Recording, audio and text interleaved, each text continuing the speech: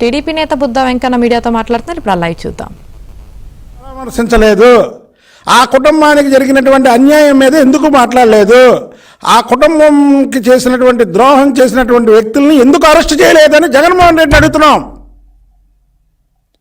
ఇవాళ పోలీసులు ఎక్కడన్నా చిన్న పొరపాటు జరిగితే ఎమ్మెల్యే వెళ్ళి అక్కడికి వెళ్ళి అరెస్టులు చేస్తారే, ఇవాళ పోలీస్ వ్యవస్థ కూడా ఆ విషయంలో జోక్యం చేసుకోలేదంటే జగన్మోహన్ రెడ్డి వాళ్ళని అరెస్ట్ చేయొద్దు, వాళ్ళ జోలికి వెళ్ళొద్దు, ఆ కేసును క్లోజ్ చేసేయమని జగన్మోహన్ రెడ్డి ఆదేశాల మేరకు జరుగుతున్నటువంటి దాడులు ఇవన్నీ.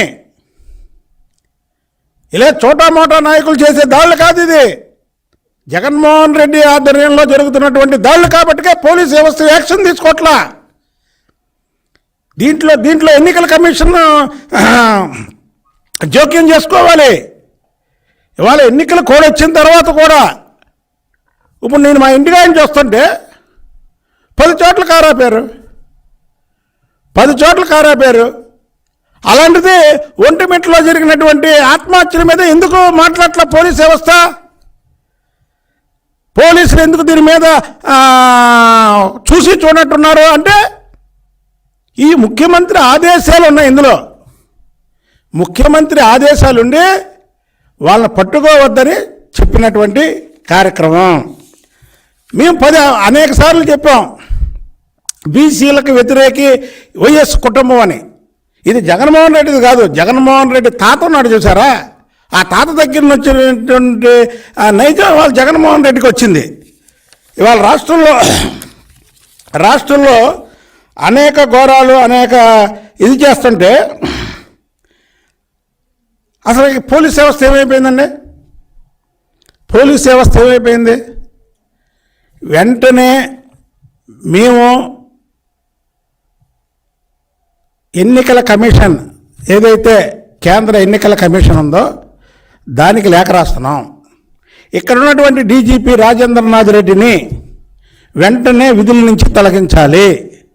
ఒక సిన్సియర్ అధికారిని, పార్టీలకు సంబంధం లేనటువంటి అధికారిని ఏదైతే వైసీపీ వీఆర్లో పెట్టిందో, అంటే వైసీపీ సిన్సియర్ ఉన్నటువంటి అధికారులనే పోస్టింగ్ లేకుండా పక్కన పెట్టింది.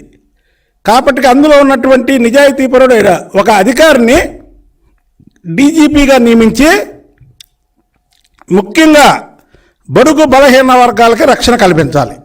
ఎందుకంటే ఎన్నికలు కూడా వచ్చింది కాబట్టి జగన్మోహన్ రెడ్డి ఇష్టానుసారం చేయడానికి వీల్లేదు కాబట్టి కేంద్రం కలగజేసుకొని దీన్ని వెంటనే డీజీపీని మార్చాలి. లేదా డీజీపీకి 24 గంటలు టైం ఇస్తున్నాం. నువ్వు సిన్సియర్గా నీ పోలీసు విధులు కానీ నువ్వు నిర్వహించేలాగుంటే దీంట్లో ఉన్నటువంటి నేరస్తులు ఎవరైతే ఉన్నారో వాళ్ళని అరెస్ట్ చేయాలి. నేను ఒక ఎమ్మెల్సీ చేశా, ప్రభుత్వం ఇప్పు చేశా, పార్టీ అధ్యక్షుడిని చేశా. నాకు నిన్న పోలీసులు వచ్చి బైండ్ ఓవర్ కేసుకి రమ్మని పిలుస్తున్నారు. అంటే బైండ్ ఓవర్ కేసు అంటే ఏంటి తెలుసా? రౌడీ షీట్ ఉన్న వాళ్ళని బైండ్ ఓవర్ కేసుకి పెడతారు. ఎందుకంటే ఏ గొడవలు జరగకుండా ఎన్నికల రోజు పోలీస్ స్టేషన్లో పెట్టి 4 గంటలకి పోలీసులు ఓటు హక్కు వినియోగించుకోవడానికి వదులుతారు. నేనేంటి నా మీద బైండ్ ఓవర్ కేసు ఏంటి? నేను చెప్పా, బైండ్ ఓవర్ కేసుల కాట్లకి నేను రాను, వస్తారా అరెస్ట్ చేసుకొని తీసుకెళ్ళండి. ప్రతి ఒక్కరు ధైర్యంగా ఉండండి. చంద్రబాబు గారు చెప్పినట్టే ధైర్యంగా పోరాడండి. ఇప్పుడు ఇది ఆషామాషిగా వదలం. ఇదేదో తెలుగుదేశం పార్టీగా మేము పెట్టట్లో ఒక బడుగు బలహీన వర్గాలకు చెందినటువంటి వ్యక్తిగా నేను పెడుతున్నా. ఎందుకు బడుగు బలహీన వర్గాల్లో 3 చనిపోతే, చిన్న పసిపాపతో సహా భార్యాభర్తలు చనిపోతే పోలీసులు ఎందుకు యాక్షన్ తీసుకోవట్లేదని మేము డిమాండ్ చేస్తున్నా. 24 గంటలలో కానీ చేయకపోతే రేపు నేను సాక్షాత్తు ప్రధానమంత్రి గారికే లేఖ రాస్తా.